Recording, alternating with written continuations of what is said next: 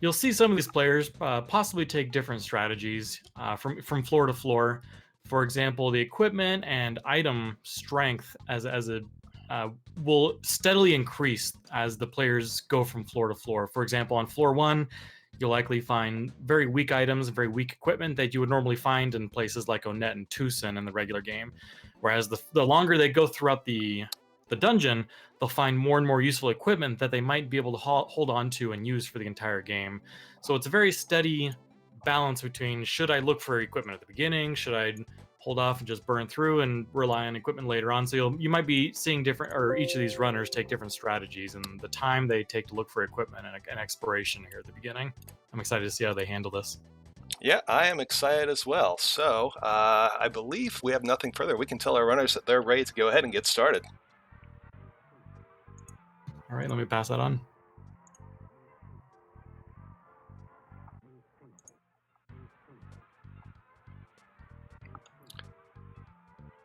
So once our runners get the Speedruns Live system underway, we will see them start off. And basically all of the cutscenes have been eliminated from Ancient Cave. So you'll see them start off right away in Ness's room with all 4 members in their party. Ness will already have the cracked bat equipped, and they will be walking out the door and beginning their search right away. One other feature. Here we go. All right. Also, the runners have the ability to choose their own sprites. You see, Ari has chosen the custom dragon sprites, and lltemple has just chosen some random sprites. Alrighty. And we're underway. And already we're seeing a potential skip that lltemple and Arya found there underneath the Stonehenge base. But like Chaz mentioned, both players are going to opt to disregard the shortcuts for the time being, just to kind of show off the first floor before we start taking those. Right. So here's a crow in the theater. One feature of the randomizer is you'll find enemies in all sorts of places where you did not find them before. Another thing you might recognize there are the chat is going, or the text is going extremely quickly on both players' screen. That's a feature called ludicrous text speed that Chaz implemented.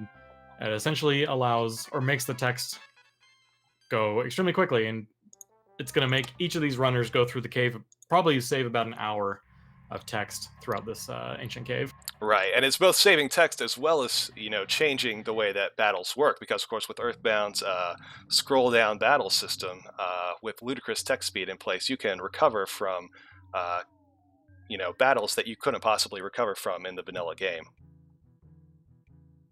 So we're seeing a pretty linear path so far, really no forks at all, so both of these runners are essentially step for step following the exact same path. No one's really differed at all. And here we have our first forking section. You'll notice that the water section of the sewer and the top door are actually separate doors in this hack and in the original game. So they're going back and actually checking this top and the water section. Yeah, that's correct. Those will lead to different places. And this is actually a room with a fair few number of doors. I think it's 5 or 6 in this one. Yeah, this is one thing that can be a little intimidating sometimes when you're trying to get through this cave very quickly, is remembering when you have to backtrack and get back to a room, which doors have you gone in, which doors have you not explored, where did you come from. It can be very intimidating. Ludicrous text speed does not auto-advance the text boxes any different than fast text speed normally would, so you still do need to mash. And we've hit many of the runners' favorite rooms, the Lost Underworld. One other feature that's helping these players go fast is the implementation of the run button on the Y button. You'll notice people are moving quite a bit faster than they normally do in Earthbound, but not in the Lost Underworld, they're not. You'll also notice that both these players are really opting to use their freeze abilities here at the very beginning. Sometimes you can start to encounter some of like the later Onet style enemies pretty quickly, and you haven't had the chance to get better equipment or things like that. And it's very easy to forget that you don't have any kind of good equipment and all your characters are level 1 or level 2, and you're used to these enemies still being easy when you get there, but at this point, everyone's going to be doing very little amount of damage physically to these enemies. Mm-hmm. Now, I would imagine, you'll have to tell me, Andy, since you are one of the runners to this, but I would imagine that you're probably happier to see Lost Underworld earlier rather than later, since if it's earlier, you know the chests all over the place probably don't have anything worthwhile, and you don't have to worry about them. Well, of course, if you find a skip to the 8th floor or 9th floor pretty early on and you get here, you're kind of, if you haven't found a good equipment, you're kind of forced to explore the outer regions and get the present or two on the outer end, looking for better equipment, looking for some flash resistant style items. But here, these players are very early on. The chests are going to probably contain at most maybe some equipment to raise someone's offense or defense a few points. So it's not really worth exploring too much at this point for in the long term, especially when you have to spend 45 seconds to a minute getting to the present itself. Hmm. And as a runner, is there anything that you are looking for on this first floor in particular, or are you just trying to get through this as fast as possible? I mean, you with just getting a few levels here and there, I feel like you can kind of hold your own against level or floor 2 or floor 3 enemies. So me personally, if I come to a chest that's maybe a few seconds out of my way, I'll go for it. But if it's more than 10, 15 seconds, it's really not worth the time, in my opinion, to go after it, since it's not going to help you in long term at all. Hmm. Now, the Dusty Dunes Desert this early on can actually, I would think this would actually be a little bit of a problem, as the Sunstroke can actually take pretty significant chunks of your life total, and you don't have a lot of psychic points to spend on healing Alpha. Interesting. Ari taking the time to talk to the mock pizza person right there to potentially get a pizza later on in the run if they need it. Hmm. So yeah, this Dusty Dune Desert, you originally think about it and it's like, oh, there's only 2 doors on the left and right side. But as soon as you start thinking about it, it's like, oh, I got the mole cave and I got the shack and I got the shop at the left side and the monkey cave. And you start thinking about it and you realize there's 5 or 6 doors in this place, and it's a pretty significant forking section. Hmm. And also, again, a significant number of presents around the outer side that I imagine we won't see these runners go for. See temples picking up this one that's along the road. But I imagine they won't be going for the ones around the upper side. Oh, interesting. I did not realize that on Temple screen you saw him just encounter the traffic jam. I didn't realize that traffic jam was there. Yeah, it's there by default, and I believe the way this works is there's a hotspot just north of the right-hand tunnel, and I believe that the way the hotspot system works is you have to have entered the desert from one of the doors on the left-hand side, aka not the right-hand tunnel, and then pass through the hotspot in order for that flag to be turned off and for the traffic jam to go away.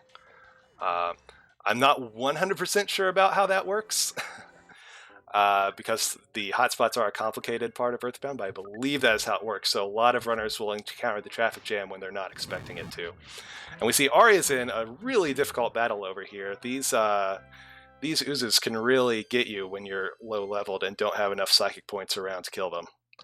Yeah, Arya's burned a lot of his psychic points beating up some of these earlier enemies, but some of these big packs of 5 or 6 protoplasms, there's just no way to deal with them. No one has really found decent offensive equipment, so no one's going to be able to bash these guys to death.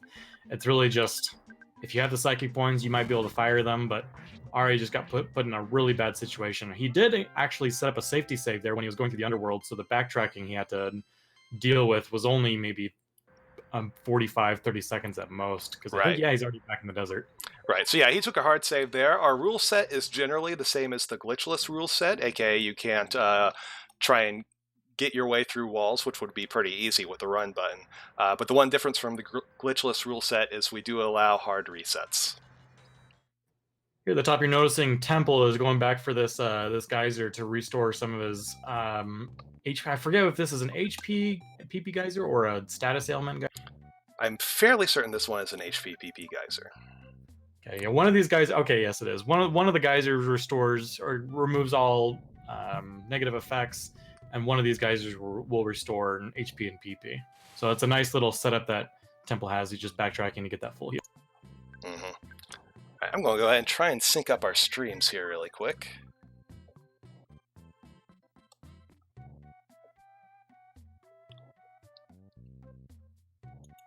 All right, our streams are synced up now, so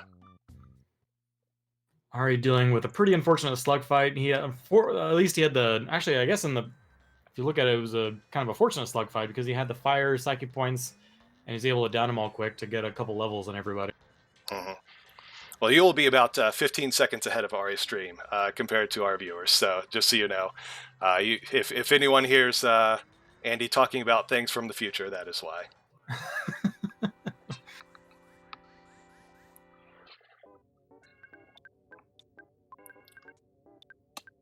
Yeah, essentially both these runners realizing that the doors on the right side kind of dead ends, so they're slowly making their way over to the left side, to the monkey cave, and to the shack, and to the left cave tunnel entrance, just to try those out because, but having to deal with lots of spawns and to make it slowly over there, lots of gruff goats and some nasty encounters over here. Especially the protoplasms are really difficult early on in the run, and like I said, as they're also spending their PP trying to keep the sunstroke off, this is really probably one of the harder rooms you can encounter early, I would say.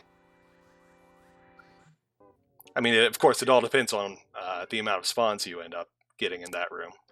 Yeah, but of course. I would say of the maps that you would see early, this is one of the more difficult. Especially if this is the one right out of the gate, when you only have 30 HP and you're getting that sunstroke right away, then it can be really difficult. But the odds of that happening are pretty low.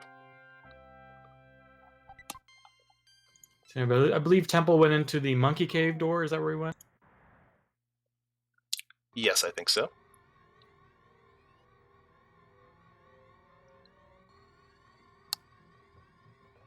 Yeah, both just dealing with the protoplasm fights. You don't want to let those protoplasm fights go on too long because they can call for help. And like you saw with Ari's run just a few minutes ago, they can overwhelm you very quickly, and you can run out of psychic points and have no way to deal with them since neither of these players have really found any kind of reasonable equipment to handle anything with offensively. No, I don't think we've seen anything worthwhile in the equipment at all yet. And I think I saw Temple pick up a fresh egg a little earlier, and that's about all we've seen. Oh, well, I mean, that's very important. We got to get some chickens freed here. Got to get some chickens freed. So the way the equipment works in the Ancient Cave, in case you're not aware, is basically the game will build an equipment pool, and it will take one of all the unique equipment, so the fry pans, the Sword of Kings, everything that can only be used by one person, and then 3 of all of the shared equipment, so the coins and the pendants, and then also 2 Franklin badges. And it'll take that whole pool, and it will distribute about 70% of that pool amongst all the gift boxes that are in the cave, and then it will fill the rest of the gift boxes in the cave with consumable items. So in any given seed, you are likely but not guaranteed to see any particular piece of equipment, and we also may have either 0, 1, or 2 Franklin badges in the chest throughout this seed.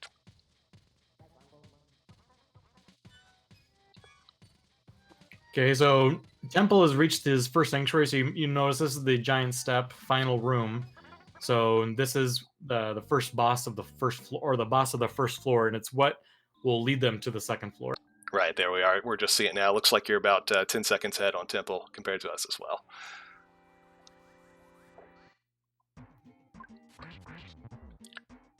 But it's crazy. Both of these runners are essentially neck and neck and doing the exact same thing right now. It's crazy to see 12 minutes in, both these runners just nailing the run and still at the absolute same spot. Yeah, we're separated by about 7 seconds right now. Maybe 6. So Frank is our first boss. So obviously the bosses have all been randomized as well. Or I should say the artificial thug. So oftentimes you'll find that your first bosses are pretty easy in the Ancient Cave. But the question is what your later bosses are going to be. If you're going to get a boss that has Diamond Dog as your last boss. Now here's an interesting, so right out of the gate, right out of the first shiny spot, we encounter a scripted battle. So the scripted battles work a little bit differently than the other battles. The normal random encounters you'll find will scale as you go deeper into the Ancient Cave. The scripted battles, like this one, stay the same. So this is quite a significant, actually, more difficult fight than the enemies they've been encountering so far. But also it's going to give a significantly higher chunk of experience. So you'll also often find when runners have the opportunity to engage in optional scripted battles, they'll consider whether they want to engage it to get the XP boost or just avoid it because it might be too difficult for them at this point in time. And it looks like Temple's going to prayer strats now. Yeah, the slime's he's on his third slime right now. They kept calling for help, and oh gosh, now there's 4. And this is a scripted fight, so it's unrunnable. So the only way for him to get through this is essentially with some good freeze damage. His bashes and his physical attacks are going to do, I'm pretty confident, just 1. Yeah, I would agree. So the only advantage of this is when we get through this fight, having called for help all these times, we'll be getting a little bit more experience than Ari got out of this fight. And there's a 4th slimy little pile. Man. No, I believe that's number 5. Oh, wow. And there goes the teddy bear, so we may start losing kids here. And the unfortunate thing is, Temple is having to use prayer strats to try and recover psychic points to be able to use another freeze ability. But the prayer has a 1 in 16 chance of reviving everyone. But what a lot of people don't realize is it revives everyone, not just your party, but the enemies too. So if that revive prayer happens, all of the enemies are going to revive too. And we also have another scripted battle here on Ari's side. This sentry robot can be a pretty difficult fight early on. A lot of times people end up using the starting big bottle rocket that Jeff comes equipped with in this fight, but it looks like he's choosing not to do that. He's just going to try and psychic it out. We'll see if it gets there.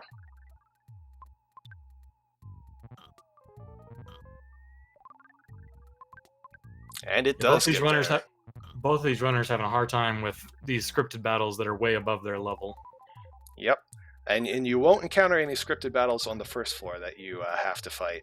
But now that we're in the second floor, the randomizer has shown no mercy and is throwing them right away. This is a really bad situation for Temple. I mean, still got several enemies asleep from one of the prayers. And his only out right now is to get some more psyche points or to die, and I don't think either of those things are going to happen anytime soon. No, especially dying is not going to it's not going to happen for quite a while, because these enemies do not kill you quickly. They have so many possible moves that they can waste time or just attack, and I believe